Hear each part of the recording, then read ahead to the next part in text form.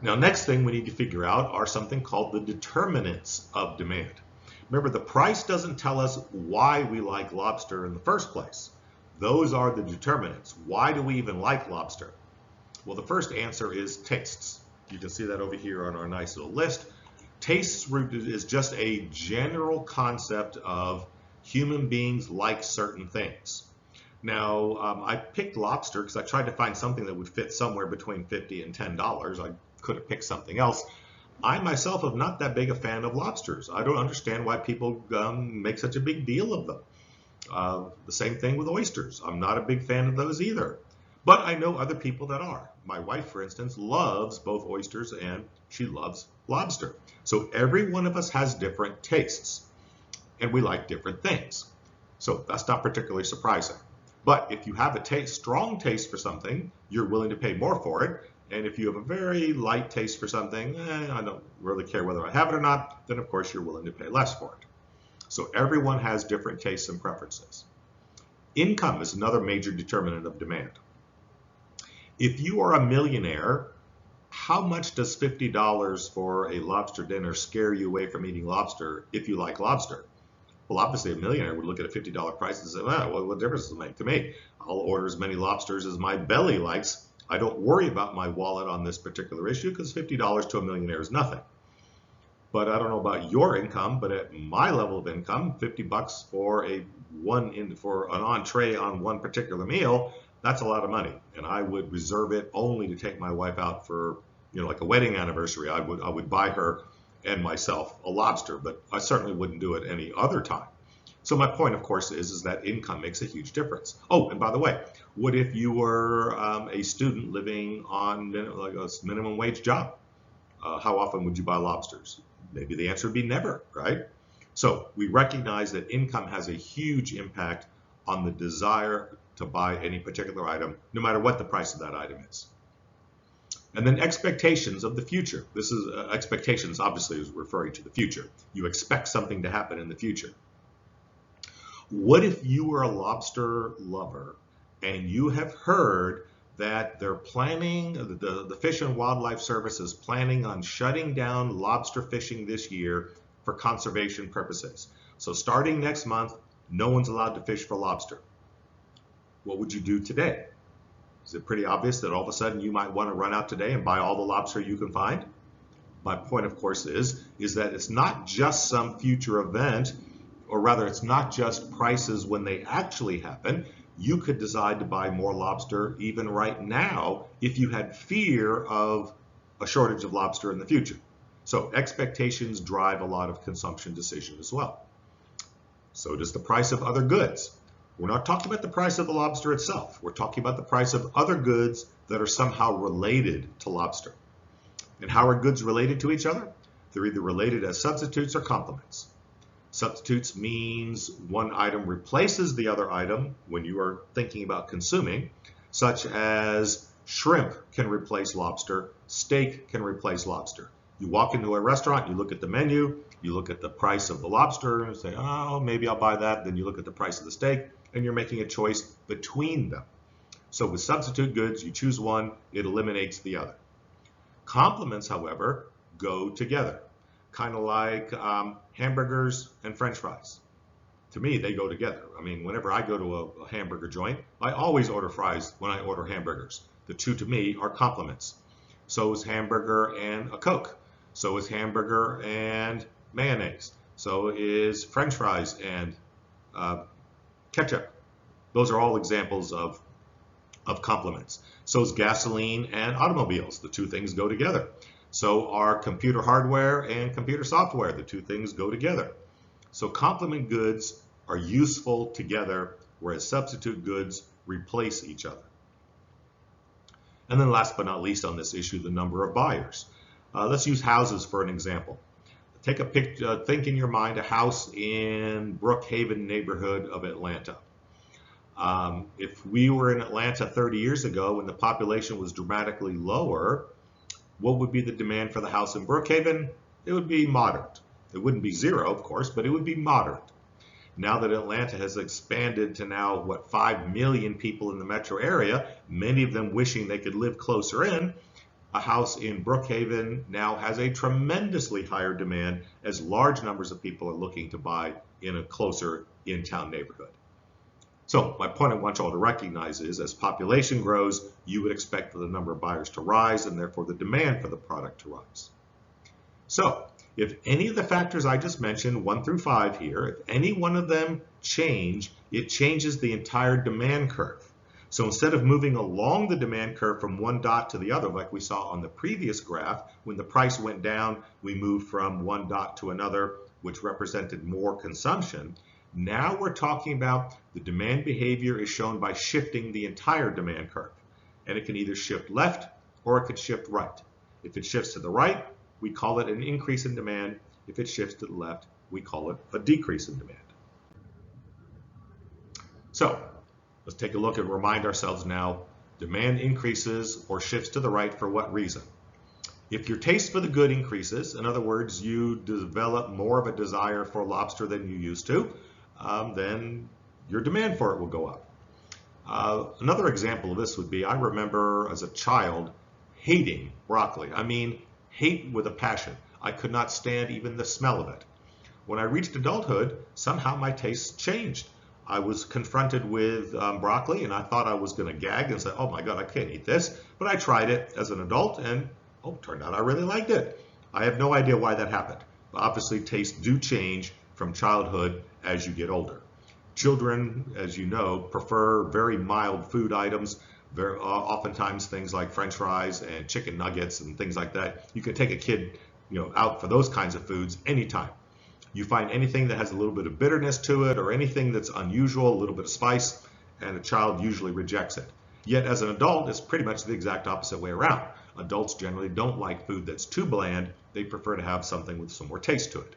So taste for goods can change. Income can increase. If income increases, obviously if you like a good, you will want more of it because you can easily afford it now. If the price of a substitute rises, think about this. You're thinking about buying either a Coke or a Pepsi to sit down with your hamburger and your French fries.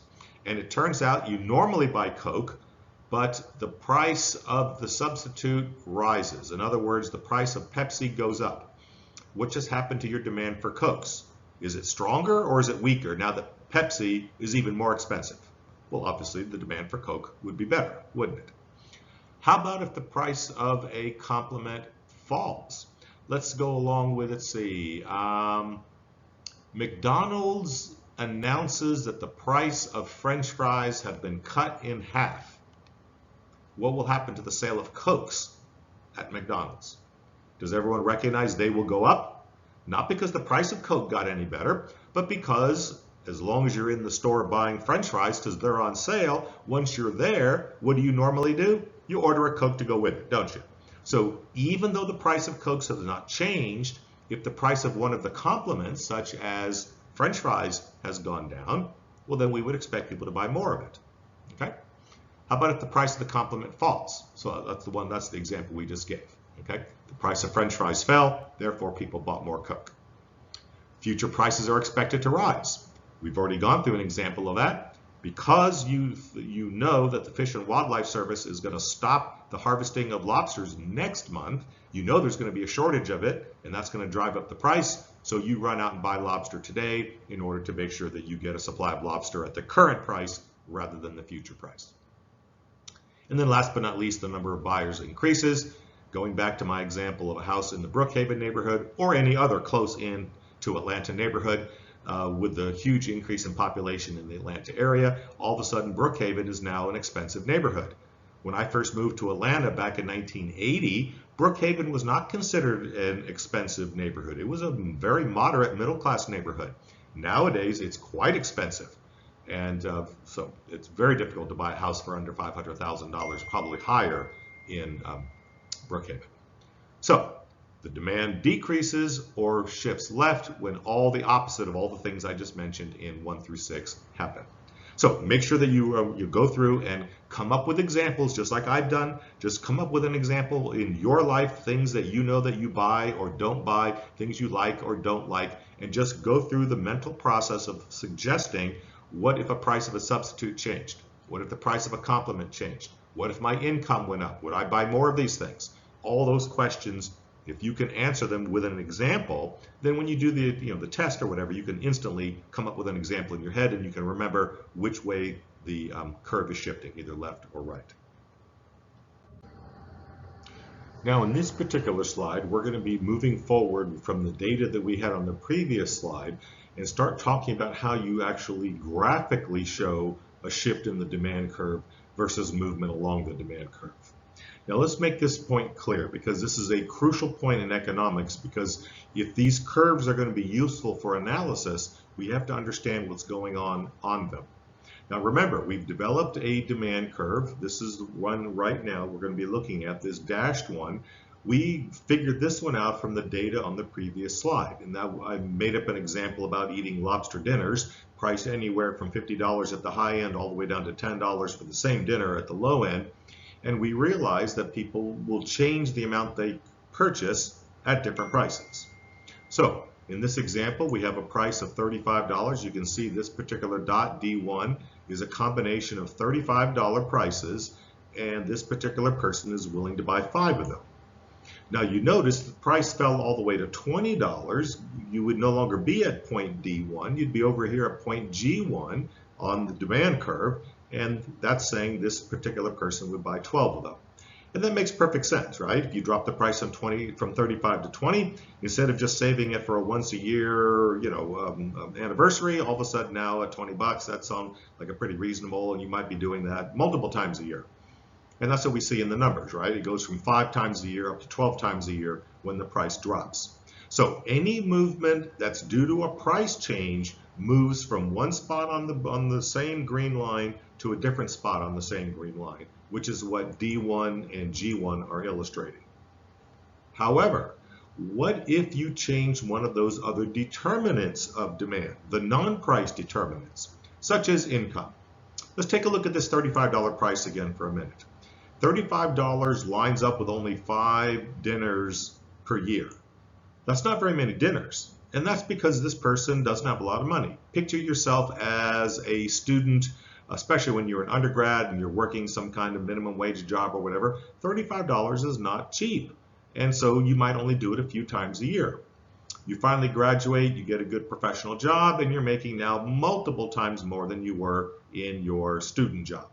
Is it pretty obvious that a $35 meal, which discouraged you dramatically when you had your student job, at 35 bucks, that's nothing for a professional person to spend on a dinner, and therefore you would expect that if you liked lobster, all of a sudden your consumption would no longer be locked in at 5 units purchased at $35, but may jump all the way over to D2 at 12 units. So you notice the difference between D1 and D2 is only a difference in quantity. You notice the price has remained exactly the same, because we're assuming when the determinants of demand change, anything that shifts the demand, we're not talking about price being the motivating factor.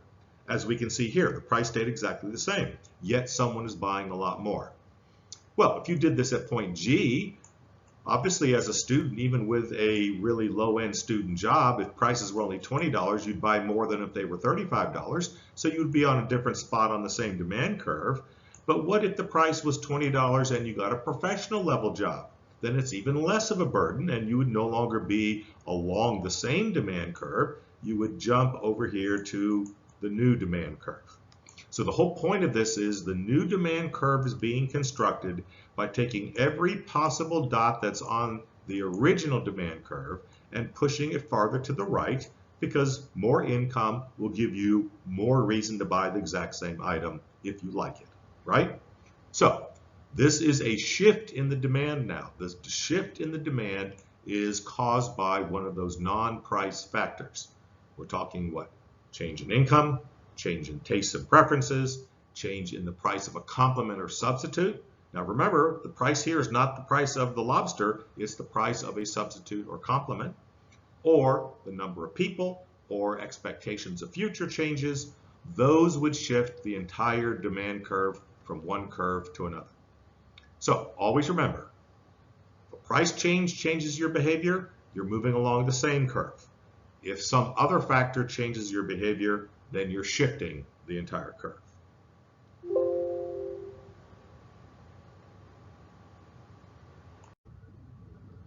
Okay, this particular slide we're not going to spend any time on because I've already essentially said the same thing on the previous slide. Now let's move from an individual person's demand to the market demand. Now it turns out that the market demand is simply the accumulation or adding up of all the individual demands. In other words, it's the collective summation. Summation, of course, just simply a math term for summing things. So that means adding them up. So in this particular example, let's take a look at this. We see in this particular slide, this is Tom's demand for whatever the item was. Oh, it was lobster dinners. Over here is George's demand, and over here is Lisa's demand. Now you notice each individual person's demand is slightly different. Take a look at this. Here for Tom, at $50, how many lobster dinners is he buying? If you remember, this is the original one. That number is actually one dinner a year. So for Tom, $50 is just something that he would only do for a once a year anniversary or whatever. But look at George over here. George, at the exact same $50, he's willing to buy 4 per year. So either George is a lot wealthier or George has much higher desire for lobster than Tom does, and maybe they both have the same income, but George has a tremendous preference for them. There's a bunch of different reasons why people's desires could be different. And then Lisa here, you can see Lisa is quite dramatically different. For George, look how many lobsters he's willing to buy. If the price went all the way down to 10, he'd be willing to buy almost 30 lobsters per year. Whereas Lisa, she seems to get tired of it pretty quickly. For the exact same $10 price, she's only willing to buy 7 or 8 lobsters per year. So obviously Lisa likes lobster because she's willing to buy it at all, but she doesn't like it anywhere near as much as George does. So if you took at every single price here at $40, you take Tom's demand, then you take George's demand, and then you see, oh, at $40, Lisa has no demand, and you add them up, you end up with this particular demand spot right here. This is $40 is the two of Tom and George added together, and that gives you a certain amount of total consumption. If you did that for every single price and simply add up whatever Tom is doing, add it to whatever George is doing, add it to whatever Lisa's doing, you add it all, and now you have the market demand. So the market demand curve in any market for any good, whether it's demand for lobster dinners, demand for houses, demand for cars, demand for educations, whatever it is that you are trying to buy, the entire market demand is simply the demand of each individual person.